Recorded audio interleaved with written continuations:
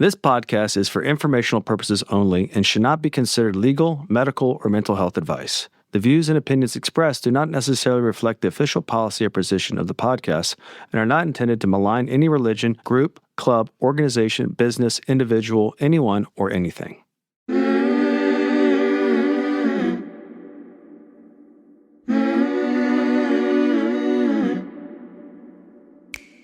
I'm Sarah Edmondson. And I'm Anthony Nippy Ames, and this is A Little Bit Culty. We woke up from a cult, and that journey was captured in The Vow on HBO and in my memoir, Scarred. Now, in this podcast, we break down the shame and secrets that make these experiences so destructive with honest conversations on how seemingly benign groups can cross into the cultiverse and how to spot and recover from trouble if it happens to you. Each week, we bring in experts, survivors, and whistleblowers to explore red flags, resilience, and even share a few laughs, because sometimes you gotta laugh. Subscribe to our Patreon for early and ad-free listening, some live Q&A, and exclusive content at patreon.com/alittleBitCulty. Welcome to Season 8 of A Little Bit Culty.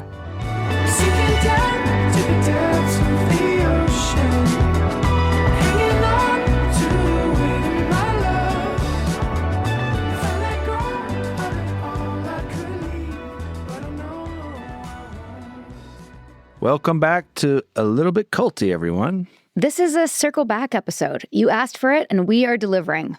What on earth is happening with Landmark? Yes, Landmark, the most requested topic ever here on A Little Bit Culty. Well, today we return with Anne Peterson, a former program manager and leader who spent more than 20 years inside the world of Landmark education, facilitating transformative experiences for thousands of people and hosting the public reemergence of EST founder Werner Erhard after his long absence. As you might remember from our conversation with her back in Season 6, she genuinely believed she was part of something that empowered people. We've heard this before, until she couldn't ignore the hypocrisy anymore. Anne didn't just work at Landmark. She was deep in it, close enough to Werner to see how his behavior became embedded in the organization's culture and how the very ideas that attracted people also became the tools used to bind them, silence complaints, and rationalize away harm. After years of watching the same abuses repeat, employment law violations, pressure tactics, using concepts like 100% responsibility and getting complete to gaslight victims into reconciling with their abusers, Anne reached her breaking point and wrote an unauthorized book exposing what she witnessed. A recent London Times article has reignited public scrutiny of Werner's alleged abuse, and Anne is watching in real time as people go to great lengths to avoid the accusations, bypass the cognitive dissonance, and try to separate Landmark from Werner, which, as Anne explains, you absolutely cannot do. We check in with Anne to hear what's happened since she blew the whistle, the fallout, the disturbing stories, the hypocrisy of an organization that preaches integrity while burying lawsuits, and her most eye-opening realization, how the ideas themselves can be harmful when wielded by leaders with zero training and their dangerous side effects. Her book, Is This a Cult?, chronicles her journey from true believer to whistleblower, and now she's dedicated her work to helping people find programs and practitioners who actually practice what they preach. Here's part 1 of the return of Anne Peterson.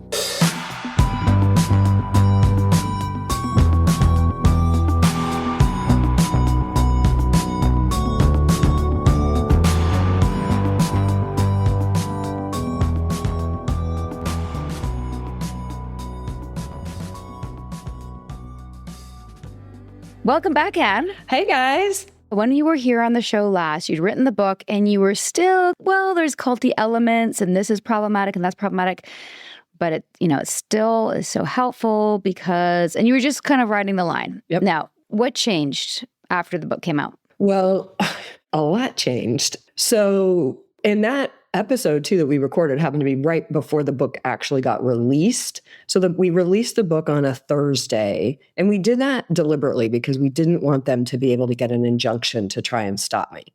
So we wanted it to be out in the public domain with, hopefully a lot of downloads and stuff before like courts open, because we thought that's how sacrilege it is to even mention that there might be something wrong in the Werner world. Like that there might be some abuses or whatnot, because I don't go into any detail. It's not deep and salacious. So the book comes out. We have almost 700 downloads that weekend. And it's mostly the Landmark world. It's people in the Landmark world. I was well-known People knew me as the person who hosted Werner or knew me as a senior leader inside the organization prior to that engagement.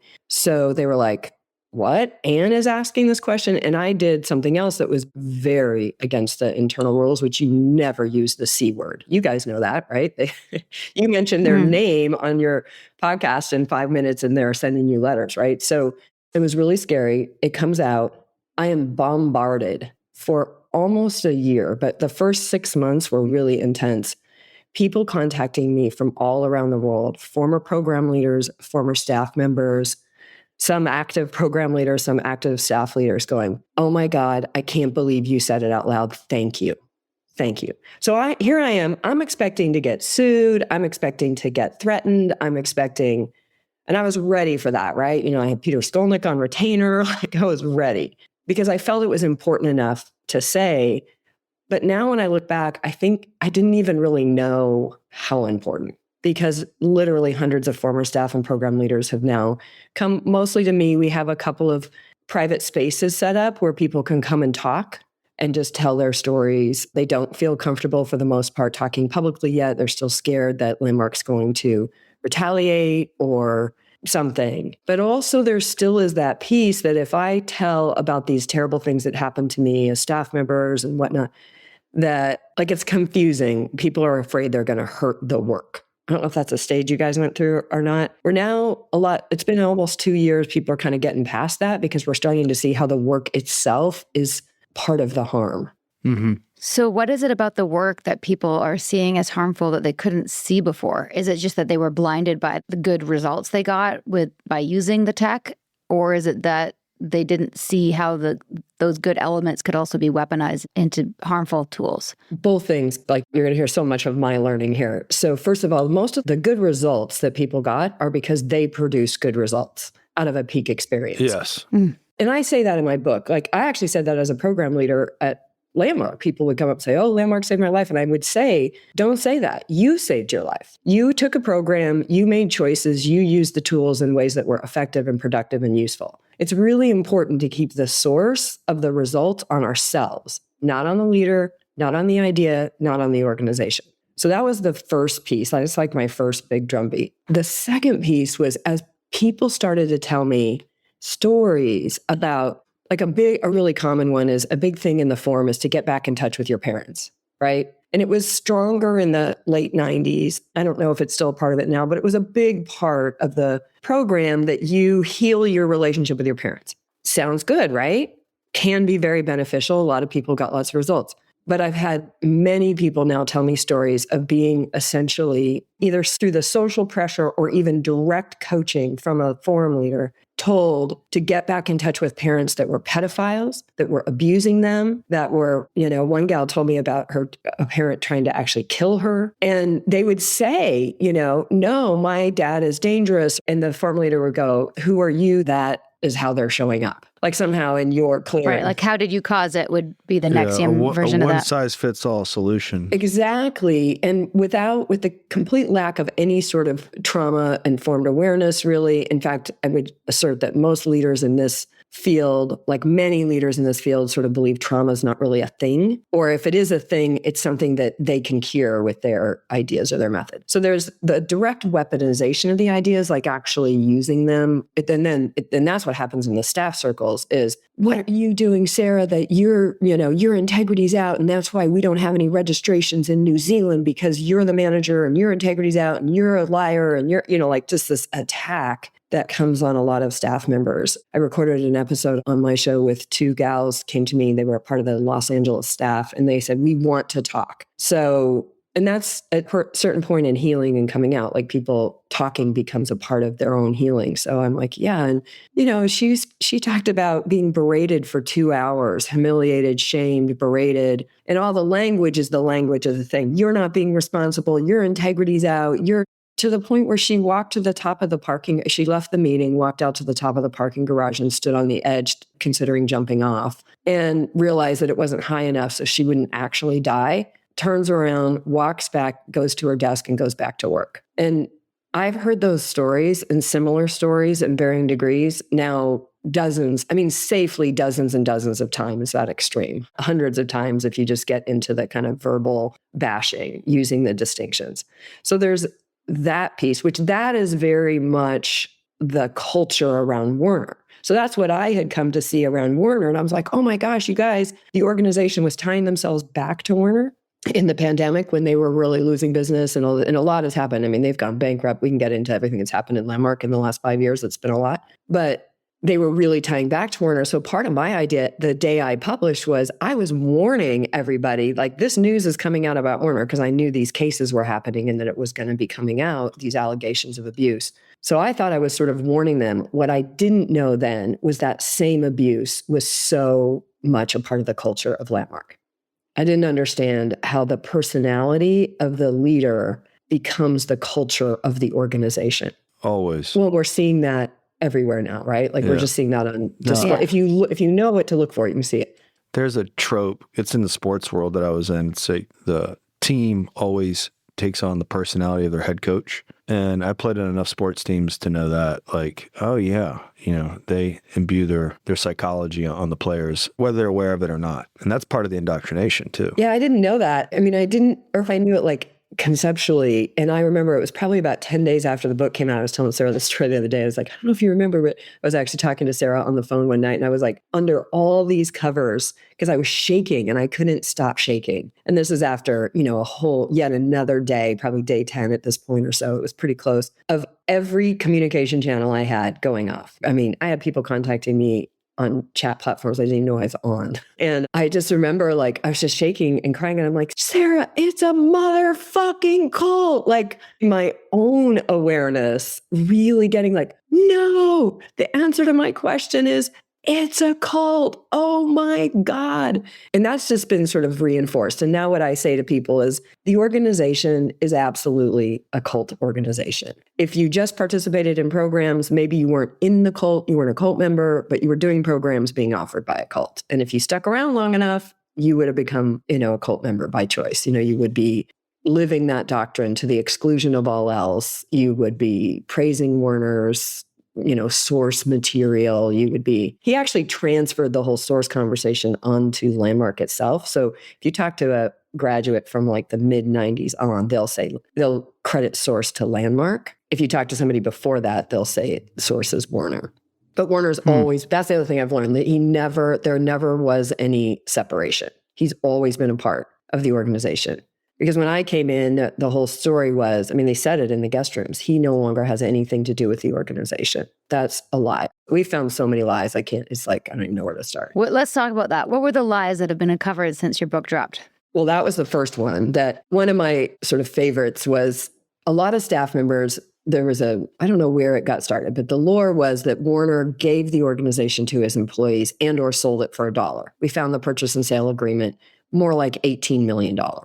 And a significant amount of the profit. Like at one point early on, he was getting, when you do the whole mathematical equation in this purchase and sale agreement, he was getting close to 70% of the profits of the organization. Now, look, some people out there might go, well, he was the source, he invented it, blah, blah, blah, whatever. Yeah, except for now your staff members, hundreds of them, are living 2, 3, 4 people to an apartment. They can't afford to eat. They're eating, crackers and rice, like that's the part. It's the total inequity. Yeah. That was another thing, just staying on the money train for a minute. And then they actually filed bankruptcy. So they did this whole thing called the Texas two-step, where they took the main organization that had been running Landmark, the main entity. They set up a new entity, put the old entity into the new entity as a subsidiary, and then released this, and then bankrupted it. Put all the assets in the new organization, kept the liabilities in the old, like the signed lease agreements and so forth.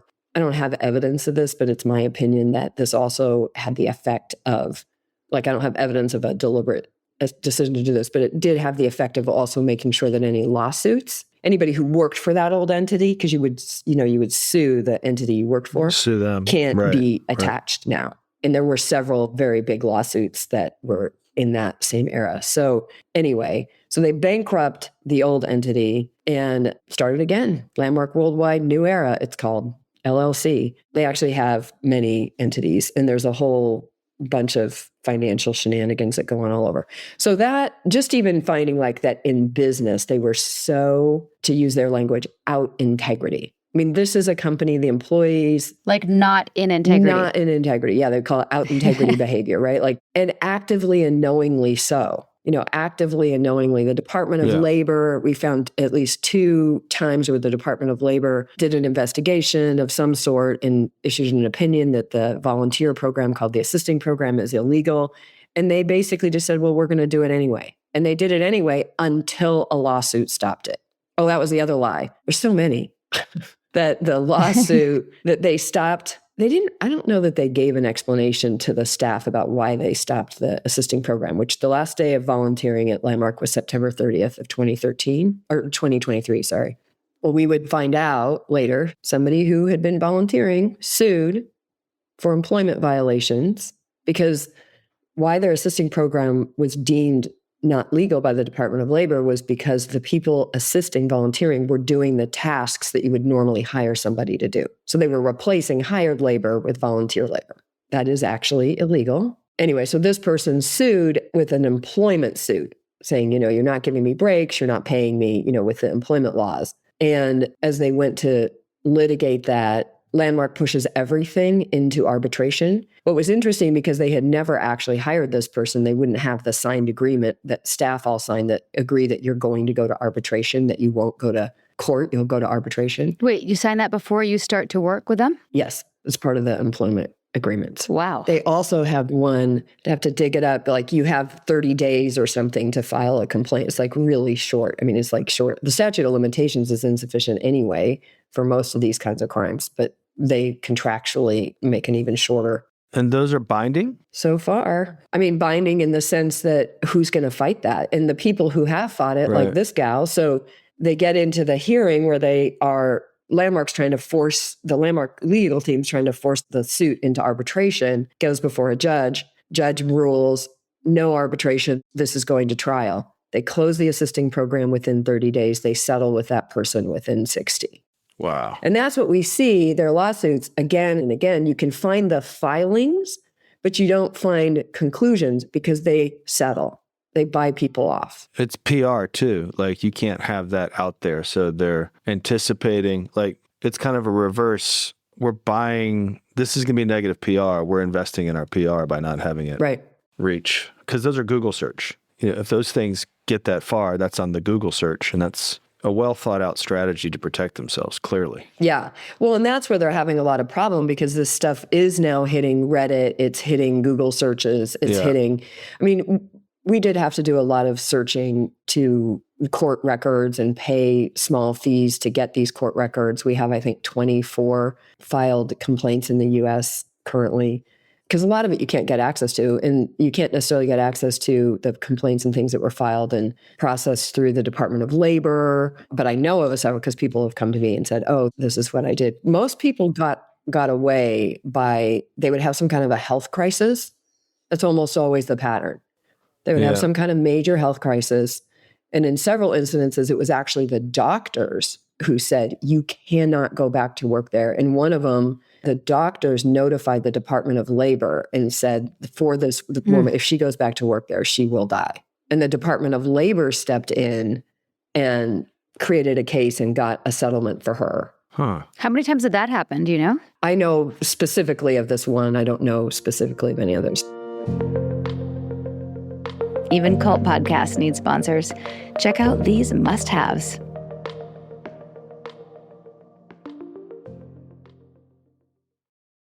This episode is sponsored by BetterHelp. Every January, we're told it's time for a new you. New habits, new body, new personality. But what if 2026 isn't about becoming someone new, but instead putting some stuff down? Because honestly, a lot of us already carry enough. Feeling lighter doesn't always mean doing more. Sometimes it means letting go of stories, expectations, resentment, or anxiety that's been hitching a ride for way too long. That's where therapy can be incredibly helpful. Personally, I'm letting go of pressure to perform. And Sarah is letting go of stress and rushing around. And she's going to focus on balance. We shall see. For me, therapy has always been a way for me to really look at what's been weighing me down and get an unbiased perspective on what's actually worth carrying into the new year. Signing up for therapy can feel like a small step, but it can open up so much space for clarity, calm, and whatever you want for 2026 to hold. BetterHelp makes it easy. They match you with a fully licensed therapist using a quick questionnaire, and if it's not the right fit, you can switch anytime. With over 30,000 therapists, millions of people helped, and an average 4.9 out of 5 rating, it clearly works. So maybe this year isn't about chasing a new you. Maybe it's about finally feeling a little lighter. You can't step into a lighter version of yourself without leaving behind what's been weighing you down. Therapy can help you clear space. Sign up and get 10% off at betterhelp.com/culty. That's betterhelp.com/culty. New year, new rhythms. And if you're trying to eat a little cleaner after the holiday free-for-all, ButcherBox makes it way easier. For over a decade, ButcherBox has led the industry with meat and seafood that's antibiotic-free, hormone-free, and independently verified.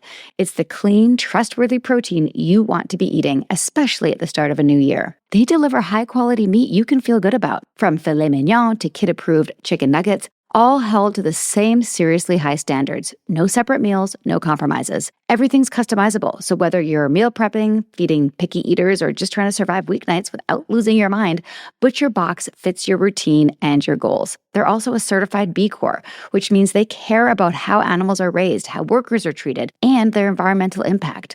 Every box ships free, always, with recipes, tips, and exclusive deals to make healthy eating actually doable. We are so thrilled that ButcherBox is our newest sponsor, and we are so excited to try everything, especially the ribeyes and the salmon fillets. As an exclusive offer, new listeners can get their choice between organic ground beef, chicken breast, or ground turkey in every box for a year, plus $20 off when you go to butcherbox.com/culty. That's right, your choice of organic ground beef, chicken breast, or ground turkey in every box for an entire year, plus $20 off your first box and free shipping always. That's butcherbox.com/culty. Don't forget to use our link so they know we sent you. Happy New Year. I hate organizing finances on my own. My life is hectic and I need help. All the help I can get. Do you know how many subscriptions we're doubling up on or weren't even using at all? Way too many. That's where Rocket Money has saved the day. Rocket Money is a personal finance app that helps find and cancel your unwanted subscriptions, monitors your spending, and helps lower your bills so you can grow your savings. Rocket Money has been huge for Sarah and I. We've gotten a clear handle on our finances without making it a whole thing. You can set budgets and goals, get personalized insights and easy-to-read reports, and even real-time alerts for big transactions, upcoming bills, refunds, or when your balance is getting a little too low for comfort. I love not having to monitor my accounts because I get notifications when things come in and out. Everything from checking, savings, loans, and investments lives in one clean dashboard, so you actually know what's going on with your money. It's the kind of clarity that makes you feel calmer instead of more stressed. Let Rocket Money help you reach your financial goals faster. Join at rocketmoney.com/culty. That's rocketmoney.com/culty. rocketmoney.com/culty. Thank you, sponsors. We couldn't do it without you. Now let's get back to the show. Are all his companies U.S.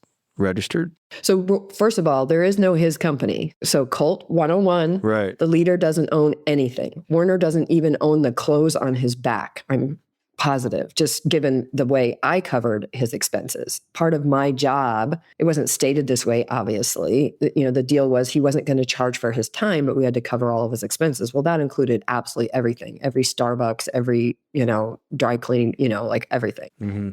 So there's multiple companies. That's the other thing. Don't have one company, you got to have many. So there's multiple companies that own different aspects of different things and run different things. So even just around Werner, he has two primary companies in his private circle. One that runs his household stuff, the real estate, then another one, which is funnels, like if he does a project with Landmark or with me or whatnot, that funnels his expenses. So that's just in his case. I know that directly because I interacted with those companies.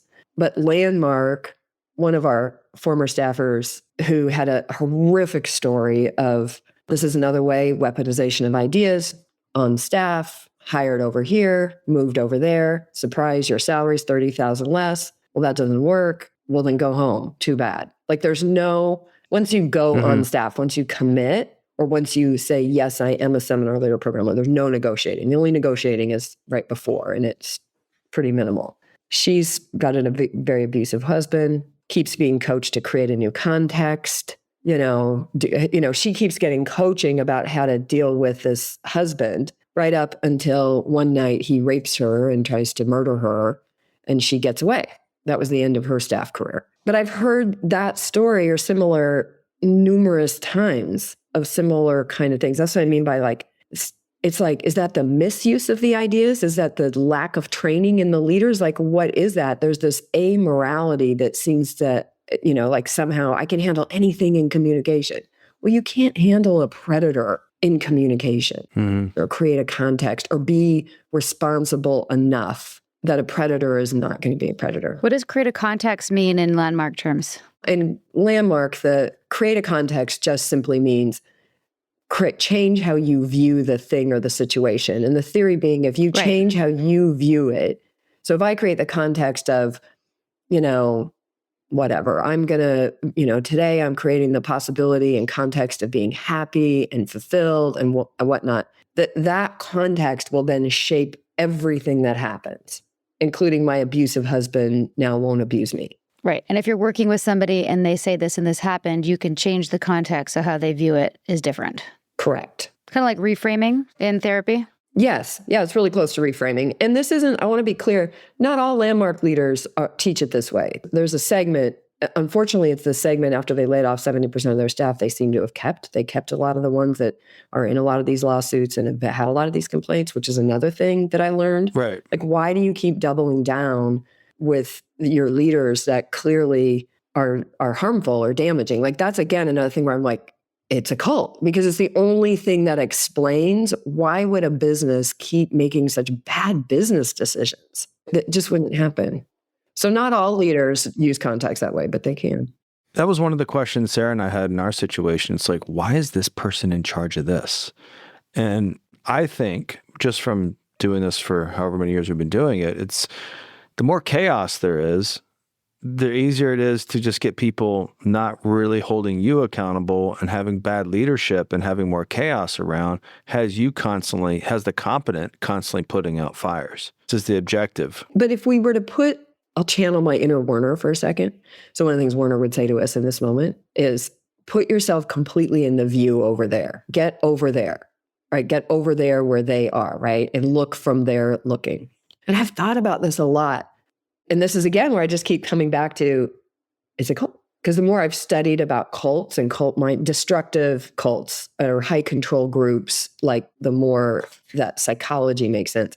But there's this kind of weird twisted loyalty too. These staff members, some of these staff members that have had complaints again and again, year over year. First of all, some of these people have been around since the S days. And if you were around since the S days, it's sacrosanct. Like, you're a mini god. The woman who was the manager in Los Angeles was like a god in that organization. She was around since the mid 70s. And never mind that she, pinched and slapped and threatened her staffers to perform. Nobody would even complain about her because she was like a mini god in the organization. I mean, I think some people did complain about her, but those complaints would be completely dismissed. And then you get all the way up to the top. So the whole thing, they sold it to the employees. No, he turned it over to his brother and sister. And I've now heard enough things about his sister, particularly, who ran the centers division, which is where most of the abuse happened. Somebody went all the way up to her with a complaint. Their center manager did the choke strangling move that is one of Werner's hallmarks. And this person's now talked about it. Some people have talked about this publicly. I've had 5 or 6 people actually now. That was very shocking for me because I knew about that in the Werner circle. I didn't reveal that specific move, but I knew about it. That was the kind of pinnacle, assault move that and they're in these allegations. They're in the London Times article. But now I started to hear people tell me about their center manager doing that to them. And then I had a forum leader. Oh my God, that was another whole shocking thing. My forum leader and friend comes on my podcast. I think we're going to have a little conversation about, the history. And he was critical. He was being openly critical about the Landmark lexicon. Anyway, he ends up telling this whole story that, and I quote, now that it's past the statute, I can tell. And he tells a story about putting his hands around the throats of an employee. And he tells it, and it's exactly the same move that these are in these Werner allegations. And then I hear it from another staff member that their center manager did that to them. And then I hear it from another. I heard a course supervisor got punched in the face. The form leader punched her in the face, got frustrated and punched her in the face.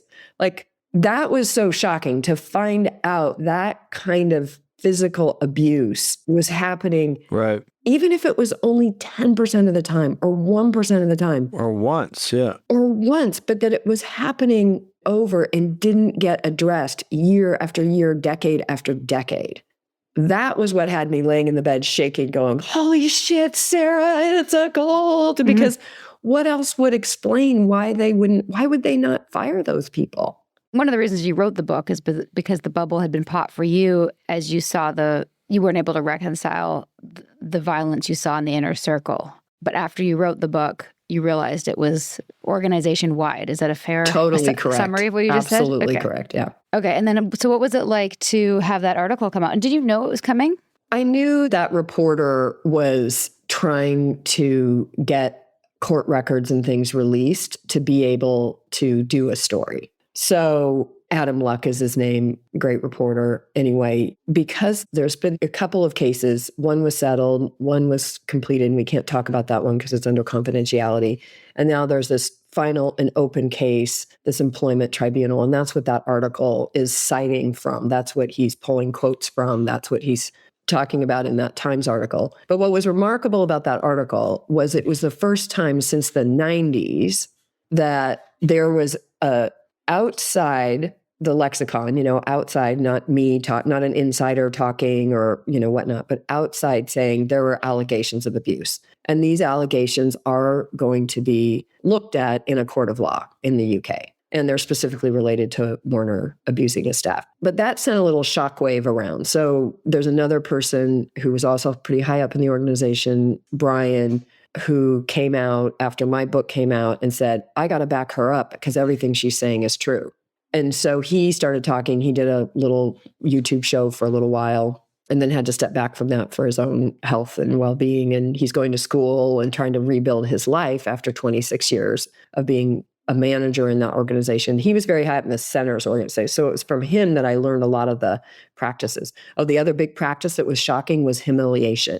That's really common, humiliating staff members, putting them in the center of the office and making them sit there for 8 hours while everybody else does their job and nobody can talk to them.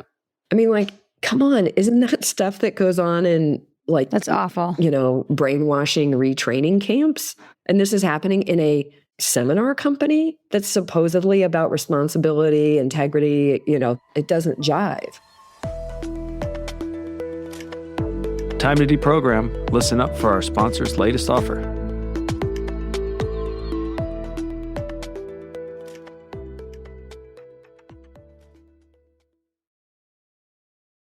We all know how much sleep does for our skin and for our sanity, but how much do we prioritize it? Actually unwinding at night, that is the hard part. My brain is still running tomorrow's to-do list and my skin is suffering, especially right now in the winter. That's why I'm so excited about our newest sponsor, Osea's Dream Collection. It has become a staple in my nighttime routine. And right now, it's all about the Dream Night Serum and the Dream Night Cream, which are clinically tested, powered by bioretinol, which is essential at this age, designed to reduce the visible effects of stress while you sleep. I'm talking less dryness, less dullness, softer skin, and a noticeable boost in firmness by morning. It's like saying to your skin, I got you, I'm taking care of you. And now for 2026, I'm officially adding their newest launch, the Dream Bioretinol Body Serum, to my body routine.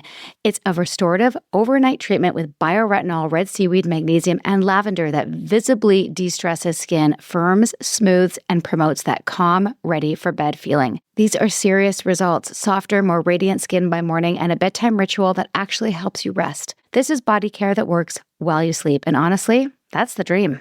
I'm obsessed. Give your skin a rest. Clinically tested skincare from Osea. And right now, we have a special discount just for our listeners. Get 10% off your first order site-wide with code CULTY at OseaMalibu.com. This is something that I believe we should all be doing for ourselves, taking care of ourselves, getting ready for bed at night, and taking care of our skin. Enjoy.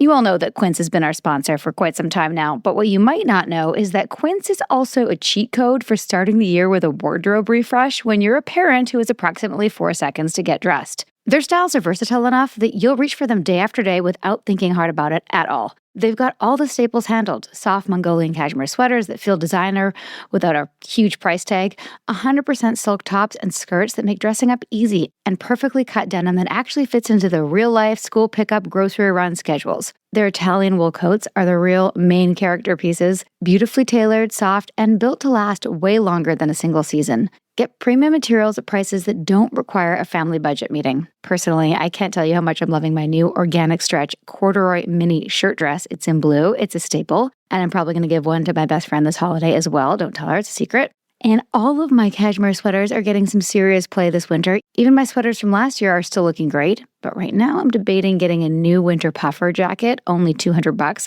That's crazy. Or the Mongolian cashmere turtleneck midi sweater dress in brown. But now I'm really excited that they have expanded into home and bath and kitchen and travel. What's next? What is next, Quince? Refresh your wardrobe with Quince. Don't wait. Go to quince.com/culty for free shipping on your order and 365-day returns. Now available in Canada too. Oh, Canada.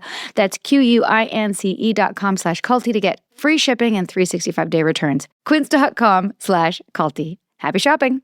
Here's the harsh truth nobody wants to hear. You can spend all the money on serums and potions and lotions, but if your cells are stressed and dehydrated, your skin is never going to have that glow. So this year, I'm skipping the broken resolutions and committing to the internal fix that my skin has been begging for. The secret is a powerful 2-part solution. One to fight inflammation and one to support deep cellular hydration.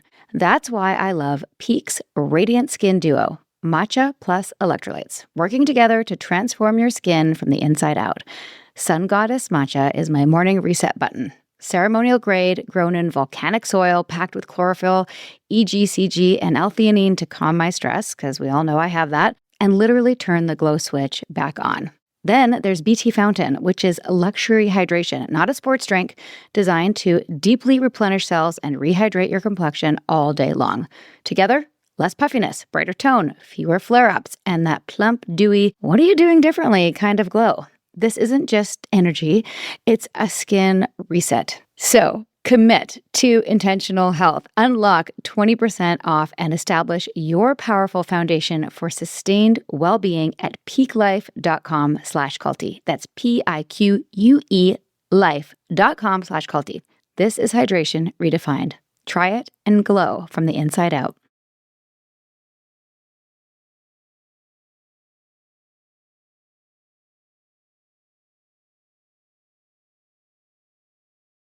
Thanks for listening. Now let's resume our culty convo. My question is as all these are always the questions with these kinds of people, did they start this way or did they devolve to the point where like, okay, I have this power. I can treat people like this. I don't like it when people aren't obedient. I'm going to humiliate to maintain obedience. Or was that always the MO and did it kind of morph into that?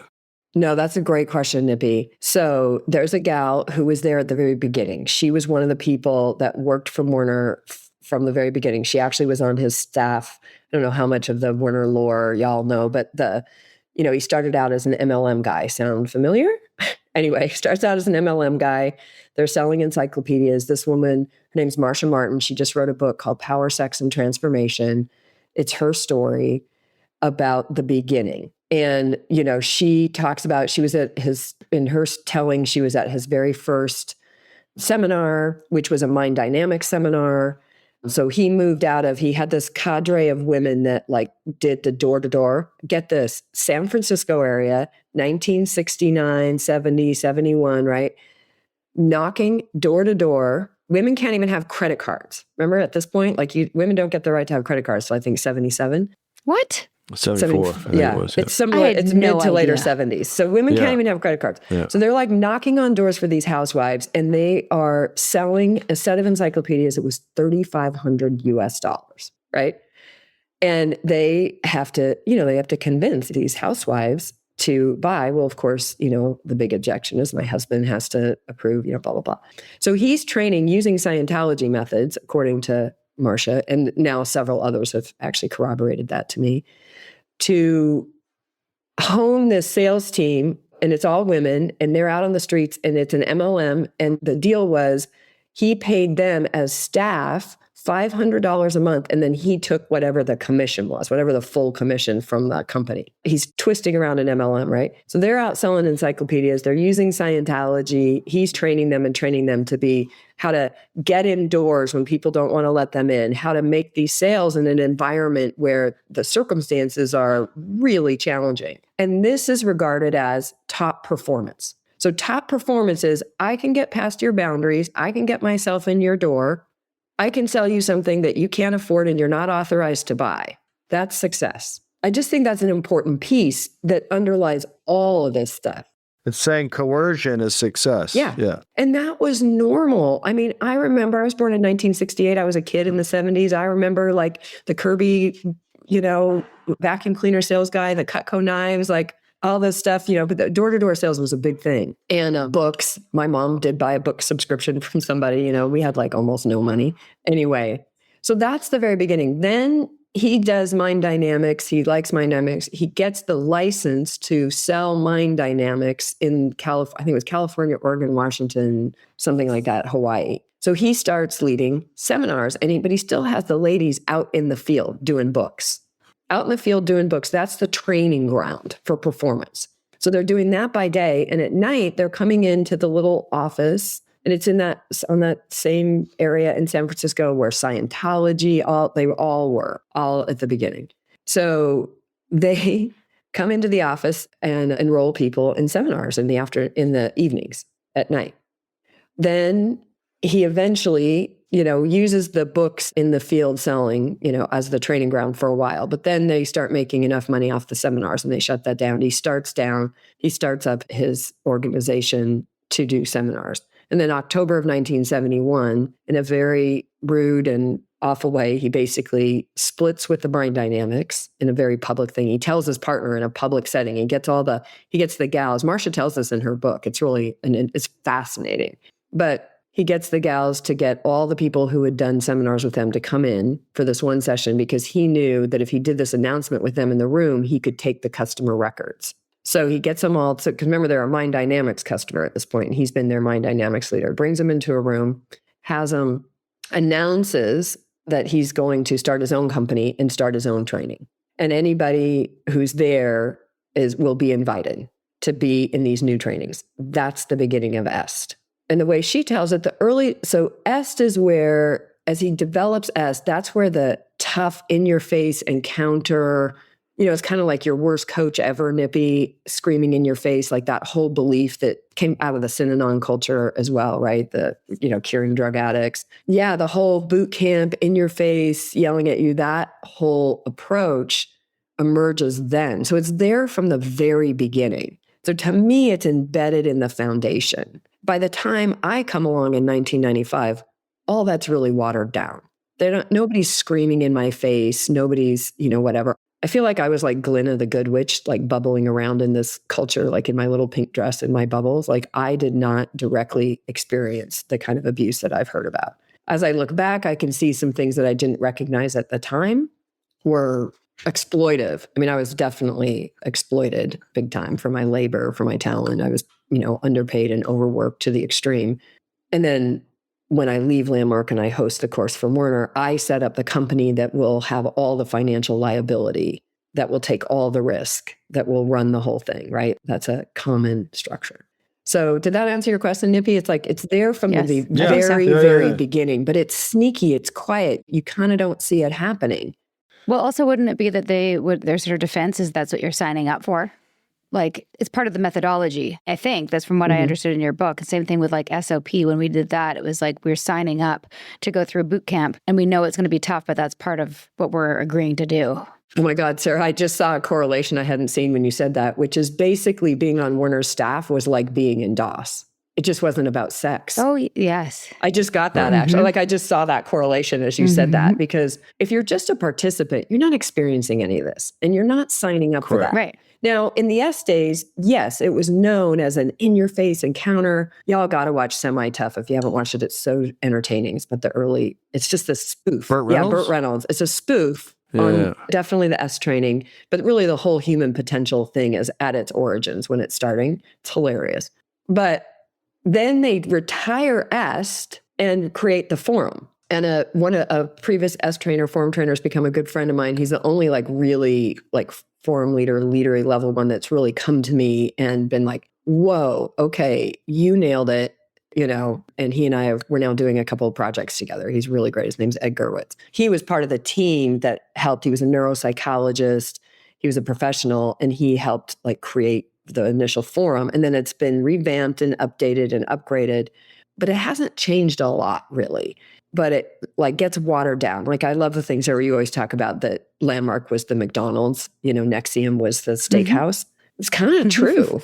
Now, if you and I were having like a Nexium Landmark battle and we were still in, I would have pointed out that McDonald's serves a lot more people than the steakhouse. Yeah, 8 billion serves, Sarah. I think we were aware of that. We were just thought, well, those were the little people. We were reaching the upper echelons. If we're in the battle, well, I think I'd be like, we're getting to the elite, and you're just getting to the masses. So that's right. To summarize, Anne, it seems like peripherally, it runs like a normal organization, but if you're going to agree to be around Werner, you're agreeing to be abused, but that's not the explicit agreement. Correct. You're agreeing to kind of a tough It's going to be tough environment, but it's really you're agreeing to be abused under the guise that you're going to be. Yeah, he calls it ruthless compassion. I think in that article on the Times, they basically outlined like, he would grab people at the shoulders. No, he grabbed them around the neck until they passed out. Ruthless compassion. Wow, what a way to... Yeah, they're trying to recontextualize. That's a good example of how they use context, right? Recontextualize, reframe would be the therapeutic word. What's happening so that you don't, that's gaslighting 101. Like what you think is happening isn't what's happening. Let me, the authority who happens to also hold your livelihood in their hands, tell you what's actually happening. Right. And that all of that mechanism happens in the staff environment in Landmark as well. It's just watered down. It's not quite as severe. We've now heard numerous cases of physical harm, being punched, slapped, pinched, a few stranglings, but mostly it's shaming and verbal abuse and whatnot. But as soon as you go on staff, it's like you say, my life isn't about me anymore. It's about the work. It's about the graduates. And that gives them license to kind of do and behave any way they want. And then they silence complaints. Yeah, you hand your autonomy over to this mission. Exactly. Especially because you're there to grow, which means that you're basically saying, I'm here to grow, and I know it's going to be tough, and give it to me because I'm here to grow, which leaves no room for any complaint or any sharing of concerns. Because if you were to say like, hey, that's, you just abused me, the context could be changed. And the person might say, I'm not abusing you. I am holding you accountable. Exactly. Sarah, you could have been on staff. I got a job for you. Can underpay you and overwork you next time you're ready. So been there, done that. And they would go, and then the whole thing is, we'll go to somebody who could do something about it. And I still get that in Facebook comments. I actually don't talk that much about Landmark anymore. I'm more interested now in the bigger phenomenon that has this stuff happen. But people go, well, why don't you just do something, talk to the person who could do something about it. Hundreds and hundreds of people have done that for years. And here's what you got when you got to the top. But so Harry has now left the CEO position, as now the president of the board. So they put out this PR announcement like he was retiring, but he's now the president of the board, which is actually runs Landmark worldwide, right? Like he got a bit of a promotion, as it were. Or you'd get up to Joan, the head of the centers division, and I've now had numerous people tell me about getting their complaints all the way to that level, to where they're talking to Joan, and here's what they hear. Who are you being that he needed to do that to you? Yeah. Who are you? There's this logic in that system, and I really do think most of the leaders believe it. I believed it, that if you can't work on, if I come to, if Nippy came to me for coaching, I can't work on Sarah. I can only work with Nippy.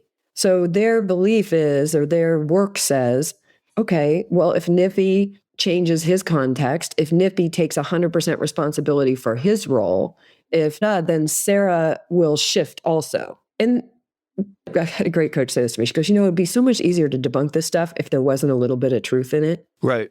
So much easier.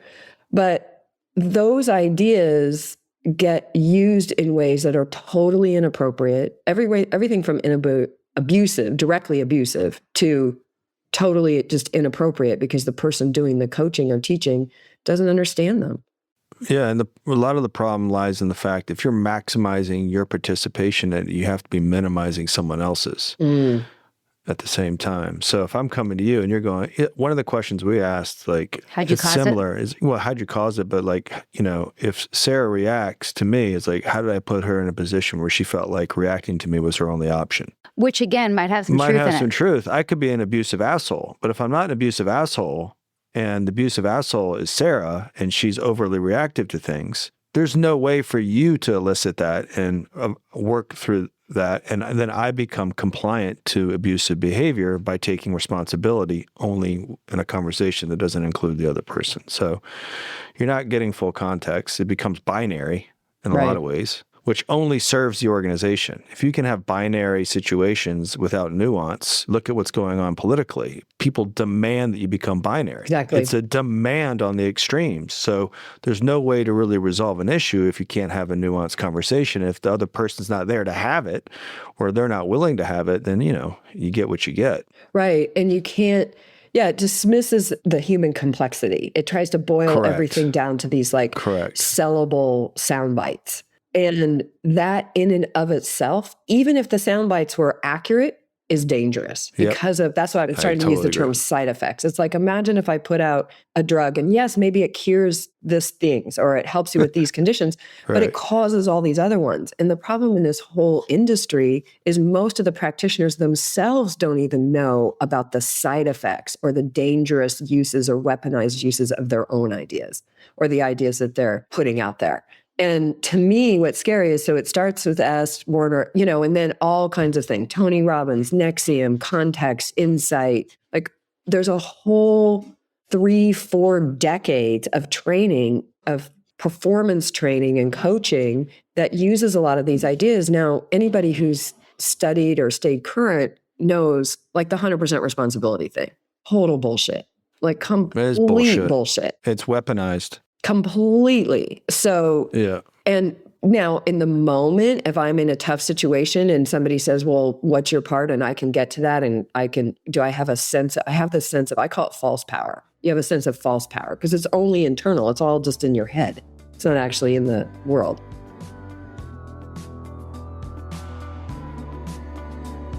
I personally loved catching up with Anne. That was cathartic. It was full circle, and you are not going to want to miss where part 2 goes next. See you this Thursday. Sinking down to the depths of the ocean, hanging on to the weight of my love. If I let go of it all, I could leave, but I know I won't. We hope you're enjoying A Little Bit Culty. If so, please do show us some love. Drop a rating or leave a review. Hit subscribe on Apple, Spotify, or wherever you listen. And subscribe to our Patreon at patreon.com/alittlebitculty. Even better, send this episode to someone who needs it. Maybe they're in a cult. Maybe they're just a little bit susceptible. Or maybe they just love a good story. Spread the word, spread the love. Thanks for listening, and see you next time. A Little Bit Culty is a Trace 120 production. Executive produced by Sarah Edmondson and Anthony Nippy Ames in collaboration with producer Will Rutherford at Citizens of Sound. Our co-creator is Jess Temple Tardy. Our production coordinator is Leslie Dinsmore. Writing by Sandra Namoto and social media marketing by Eric Swarzinski and Brooke Keene. Our theme song, Cultivated, is by the artists John Bryant and Nigel Asselin.